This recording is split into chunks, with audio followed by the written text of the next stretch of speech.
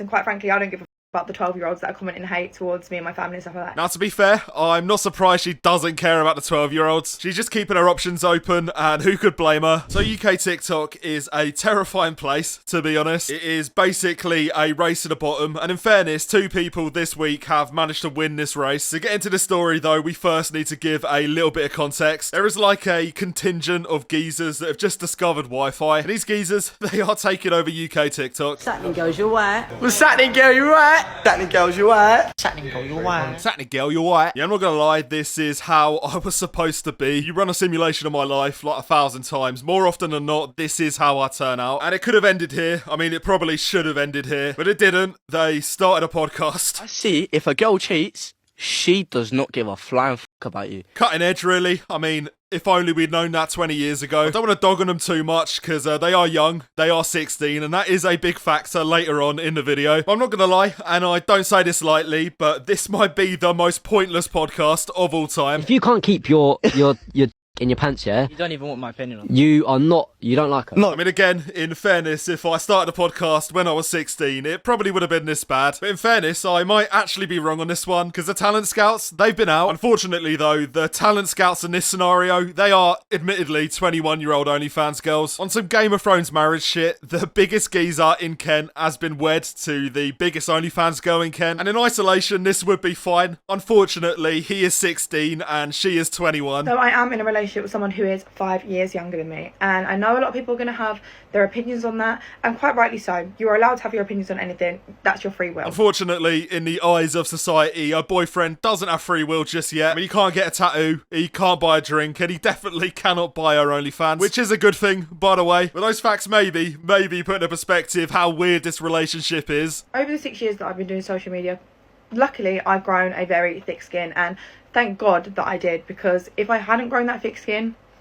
I dread to think where I could have been at this moment in time. Not in bed with a 16-year-old potentially, who knows? I mean, she has been doing social media since he was, what, 10? Not gonna lie, that does not help her case. I've seen a lot of comments and videos from bullies saying, you know what you're doing is wrong, and this is why you said that you wasn't going to meet him, or you was unsure of meeting him. That is not the case. Reason number one as to why I was so unsure about, meeting my boyfriend and pursuing anything with him is because of the backlash that I was going to face. I mean, when you do something and you know there's going to be backlash, more often than not, it probably is a bad thing to do. It's not a golden rule or anything, but when a lot of people have a problem with something, normally that is an indictment of what you are doing. Nothing to do with what's right, what's wrong, just opinions. I also was unsure of meeting him because I have actually never dated someone younger than me before in my life. I didn't know what kind of challenges that was going to bring forward for me. The school run mostly. Other than that, it has been alright. Just a quick message to anyone who has happened to have left any, hateful comments or made any videos or anything about me. I really, really do hope that you find it within yourself to overcome whatever you're going through. You know what I do feel incredibly sorry for you. The spins she put on this are impressive, to be fair. I rate it really, and if she needs tips, she knows where to find me. I mean, really, the most telling part about all of this is the age gap thing. She is dressing it up as an age gap when that's not the problem people have. If she was 26 and he was 20, I don't think anyone would care. It's the fact he's 16, really, and I don't really need to elaborate on that. But they themselves have definitely elaborated on this, and it even got to the point where it's made it to mainstream media. Marco, who is the 16-year-old in this equation, he recently started a YouTube podcast called Empowered, which describes itself as a podcast that is taking over the net.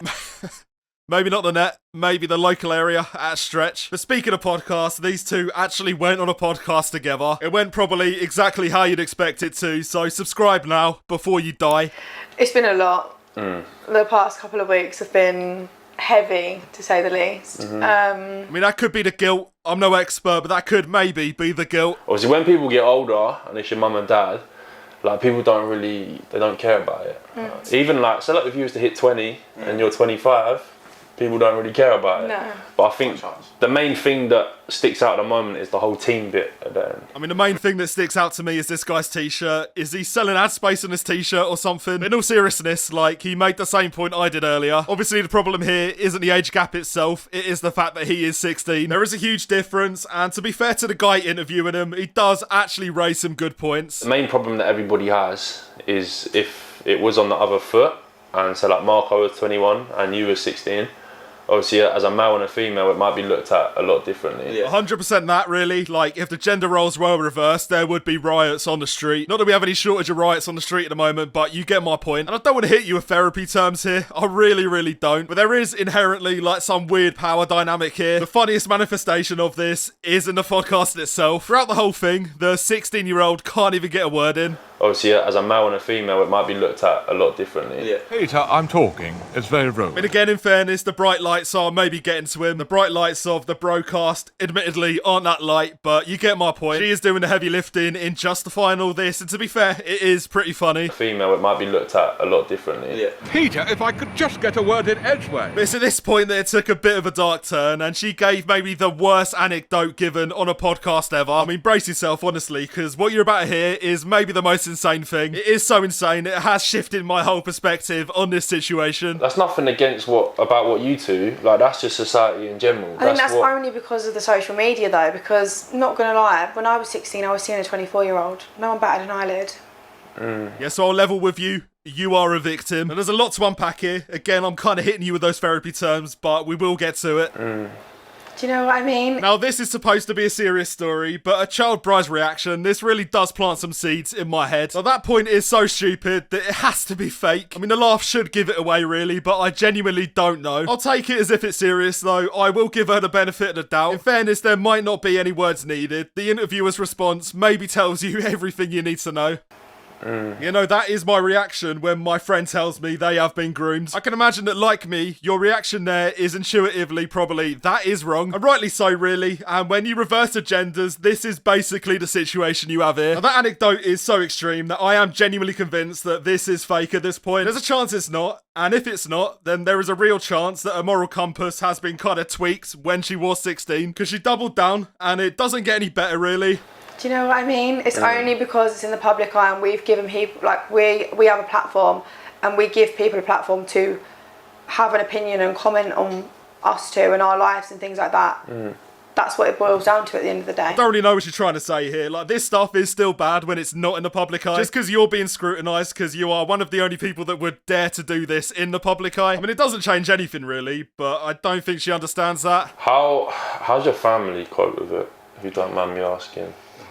Because I know your family did get brought up in a TikTok video the other day. I've never met your mum personally. I don't know how I've never met your mum. I know. Like me and you've been friends like nearly 5-6 years now. But they've been friends since her boyfriend was 10. Heartwarming stuff, really. I mean, comment down below and tell me what you think. But at this point, this has to be fake. I hope it is really. And the stupidity of this conversation really just does make me think it is. However, from my friendship that I've had with you, like, I can safely say that, like, one of my best pals is a 16-year-old. I don't know. I think that's a bit dodgy, mate. This is also made funnier by the fact these two have known each other for 2 weeks. Again, so stupid that it must be fake in my mind, but maybe I underestimate this corner of the internet. It's a hard one. Like, for me, I've known you for a long time. You're like my sister. Like, I love you to bits, care about you for ages. Even, like, the relationship me and you have now, I look at you as, like, my brother. Even the kid's a little bit like, Jesus, mate, I've known you for 10 working days. Just overall at this point, I genuinely have no idea what's going on anymore. I'm calling it now. This is fake and they are just promoting their respective platforms. I might be entirely wrong though, and I can really see this being real, so who knows. Either way, at the end of this video, shout out this guy. His GCSE results are dropping soon. Hopefully he gets into college and can focus on that instead of the EMP podcast. But yeah, with all that said, like and sub and I'll catch you in the next one.